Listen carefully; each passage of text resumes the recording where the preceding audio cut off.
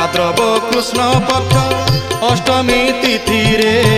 भाद्रव कृष्ण पक्ष अष्टमी तिथि रे जन्मिले नारायण देवकी माँ कोଳରେ जन्मिले नारायण देवकी माँ कोଳରେ